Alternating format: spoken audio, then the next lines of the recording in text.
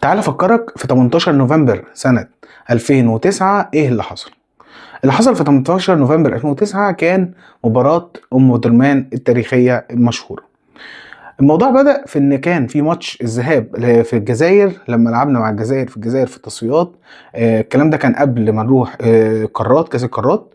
وساعتها مدحت شلبي هو اللي هيج الدنيا لما قال ان هم قدموا للمنتخب طعام مسمى. المهم ان هم لما قلنا بقى في مصر في 14 نوفمبر زي ما حكيت لكم وقتها، ان هم بدا ان الجمهور المصري مشحون طبعا من الكلام اللي حصل حتف طوبه على الاتوبيس. بيقولوا ان في ناس اتعورت، طلعوا بعد كده جابوا واحد قالوا ده سواق الباص بتاعهم، وقال لا ده ما حصلش، بس الله اعلم برضو من حقيقه الموضوع دوت.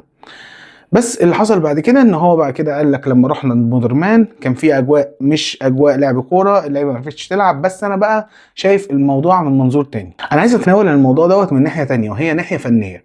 الكلام ده قاله رفيق صيفي بعد كده، قال لك احنا بعد الماتش اللي خلص في مصر في يوم 14 سافرنا على طول على السودان في درمان، وركزنا في الماتش جدا وركزنا في تدريباتنا ان احنا هنكسب الماتش ده.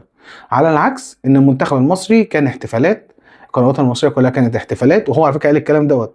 وهو قال ان احنا قررنا ان احنا هنستغل الاحتفالات اللي حصلت ديت وعدم تركيزهم في ان احنا هنقضي عليهم. وفعلا ده اللي حصل، تحس ان لعبتنا ما كانتش مركزه، تحس ان لعبتنا كانت رايحه احنا خلاص صعدنا.